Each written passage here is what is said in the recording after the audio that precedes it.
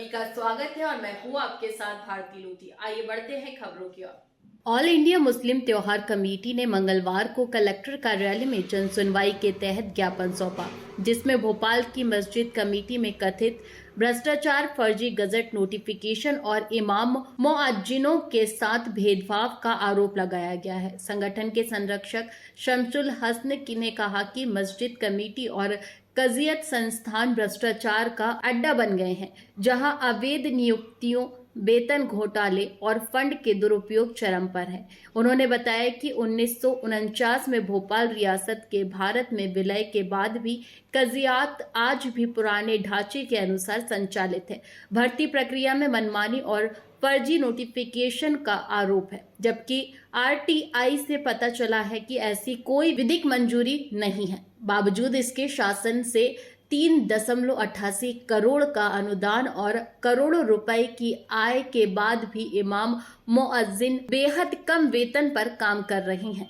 संगठन ने आरोप लगाया कि तलाक की प्रक्रिया और मर्जर एग्रीमेंट की अनदेखी हो रही है और दारुल कज़ा में पदों की मनमानी हो रही है। वेतनमान और नियुक्तियों में पारदर्शिता की मांग की गई है। इस मुद्दे पर जांच की मांग और दोषियों के खिलाफ कार्रवाई की अपील की गई है। क्योंकि पिछले 15 दिन से हम बराबर इस मामले को, मसाइल को लेकर मिल सबसे पहले तो हमने सूचना के अधिकार के तहत एक गजट नोटिफिकेशन की जानकारी जब मांगी हमने, तो विधानसभा सचिवालय ने हमें बताया कि कोई भी हमारे यहाँ से ऐसा गजट नोटिफिकेशन नहीं हुआ है।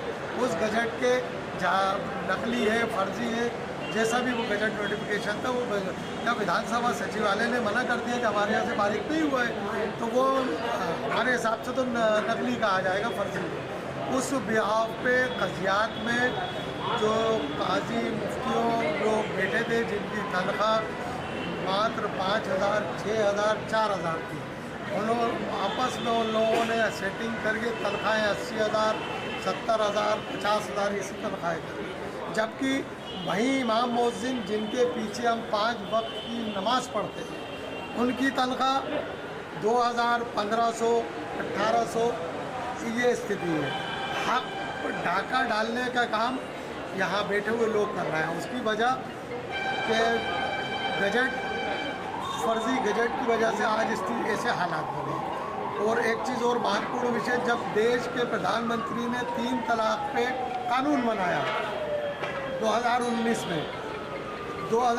में कानून बनने के बाद तलाक़ों पर टोटल बैन हो गया था, लेकिन उसके बाद भी 2019 में कानून आने के बाद 2020 से 24 तक 2 से 2,500 तलाक़ें हो गई। 24 के बाद 25 में कम 1,000-1,200 तलाक़ें अभी हो गई हैं। जबकि यहाँ के उलमा हमारे शपथ पत्र देकर, लिखित में, राइटिंग में हाई कोर्ट के समक्ष देकर आए थे कि अब कोई तलाक नहीं होगी, ये माफ़ीनामा देकर आए, जिसमें जस्टिस श्रीधरन साहब ने यहाँ के जो लोग गए थे उनको 10 बजे से 5 बजे तक सज़ा के तौर पर खड़ा रखा।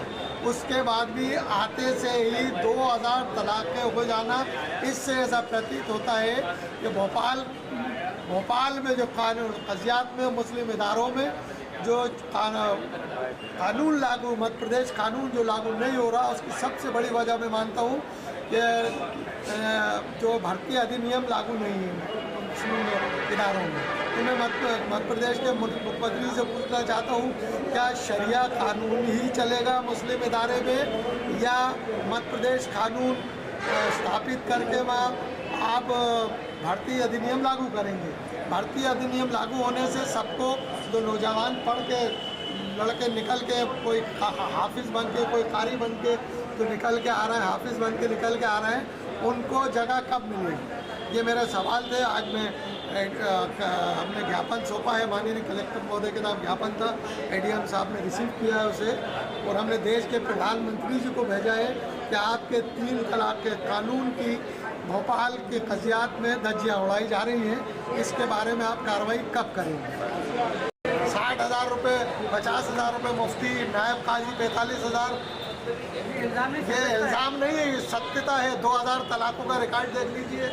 19 में यहाँ पर बैन लगा, 3 तलाक कानून आया, 3 तलाक के कानून पे 2000 का रिकॉर्ड मैं आपको दे रहा हूँ। बाकी आप बहुत मौजूद शख्सियत हैं शहर की, आप भी ले सकते हैं कि 25 में कितनी तलाक हुई है।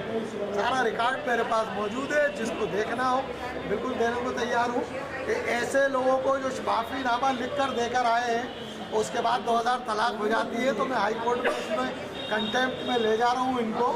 और इंशाल्लाह ये कज़ियात जिस तरह से चल रही है, मैं मांग करूँगा मध्य प्रदेश के मुख्यमंत्री से कि यहाँ पर एक कमेटी बनाकर बिठाई जाए, जिससे कि ये तलाक़ें हो रहे हैं और पैसों का जो बंदरबाट हो रहा है, शासन की 3 करोड़ 85 लाख रुपए ऐड आ रही है, वो तलाक और निकाह के जो 1.25 करोड़ रुपए आ रहे हैं, वो 5 करोड़ के आसपास पहुँच जाते हैं। वो पैसा कहाँ जाता है?